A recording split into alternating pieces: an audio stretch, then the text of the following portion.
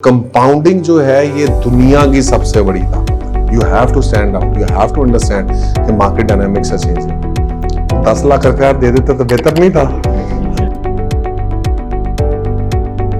आज आपके पास 10 लाख रुपया, आपने जिंदगी में सिर्फ ये फैसला करना है मैंने इस 10 लाख को 10 दफा डबल करना है जिंदगी में। तो अगर आपके पास आज है 10 लाख रुपया, 10 लाख को डबल कर लो यार। नहीं कर सकते? इजी है, 4 साल लगा लो। चलो 4 साल लगा लेते हैं।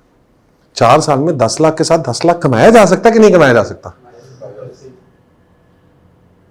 नहीं कमाया जाता तो बताएंगे नहीं सब बहुत मुश्किल है, नहीं कमाया जा सकता। कमाया जा सकता है इजीली अगर आपके पास स्ट्रेटेजी। तो ये है स्ट्रेटेजी की ताकत, पावर। 10 लाख के साथ पहला 10 लाख आपने कमाया, 20 के साथ 20 कमाया, 40 के साथ 40 कमाया, 80 के साथ 80 कमाया, 160 लाख तक पहुंच गया जनाब। 160 के साथ 160 कमाया, 320 के साथ 320 कमाया, 640 प्लस 640 किया कितना हुआ? 1280। ठीक है जी, 1280 को 1280 करें, 2560 प्लस 2560, 5160 प्लस 5160। अब आप हुए अरबपति। तो जिंदगी में कोई काम करना है उसके लिए एक गोल चाहिए, ऑब्जेक्टिव चाहिए, एक मोटिवेशन चाहिए, एक आइडिया चाहिए। 12 साल की उम्र से 10 साल की उम्र से आपके जेल में डाल रहे हो तो डॉक्टर बनना है, डॉक्टर बनना है। वो डॉक्टर बनता है, 30 साल तक पढ़ता है, उसके बाद वो खोतों की तरह मेहनत करता है, कभी इधर जाता है, कभी अपने घर से दूर, इधर उधर दाएं बाएं सारा कुछ करके वो वापस आता है। वो 10 लाख रुपया दे देता तो बेहतर नहीं था? वो यार मैं कहता हूं, मैं मान चलो कोई थोड़ा बहुत आपसे ऊपर नीचे भी हो जाएगा यार। कितने टाइम लग गया अभी? 4 साल लग गए, 4 साल लगा दे, 10 टाइम कर लिए, 40 साल लग गए यार। तो यही है ना आपकी प्रोफेशनल लाइफ भी। इतनी 30 से 40 साल आप तो अरब नहीं 70 लाख कमा लिया, 60 लाख कमा लिया, 80 करोड़ 80 करोड़ आ गया, 90 करोड़ आ गया भाई, तो अच्छा है ना। और अभी सिर्फ 10 लाख ही है। ये तो मैं बताऊं इतनी छोटी सी 10 लाख। तो ये है कंपाउंडिंग। और कंपाउंडिंग जो है ये दुनिया की सबसे बड़ी ताकत है।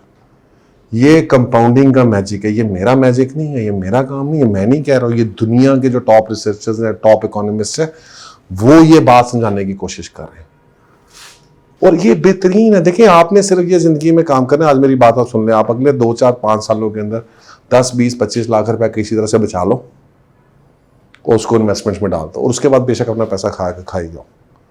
वो जो 10, 20, 25 लाख रुपया है ना, वो आपकी रिटायरमेंट फंड बन जाएगा।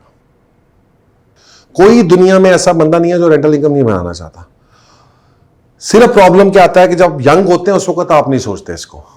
आप सोचते हैं 50 साल की उम्र में जाके आपने बना लिया, सारा कुछ कर लिया, उसके बाद तो अचानक ख्याल है वो यार उनसे मेरे तो काम नहीं होता, कल नूं मैं नौकरी छोड़ांगा, रिटायरमेंट लांगा तो मैं की करांगा, मेरे बच्चे मैनू रोटी देंगे नहीं देंगे, सो आई नीड सम मनी। ऐसे ही है। तो आपको 50 साल की उम्र में ख्याल आता है जाके कि मैंने ये चीज बनानी है। दुनिया के स्टैट्स तो ये कहते हैं कि ज्यादातर लोगों की तो फाइनेंशियल IQ लो है। तो अगर आप हवा के रुख पे चल रहे हैं जहां पे क्राउड जा रहा है, इसका क्या मतलब है? इसका मतलब यह है कि आप गलत कर रहे हैं कहीं पे।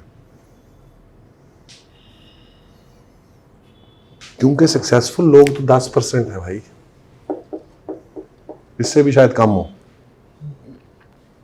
तो अगर आप इस सफर में अकेले हैं, कम हैं, मेरी बात आप समझ रहे हैं, तो घबराना नहीं है।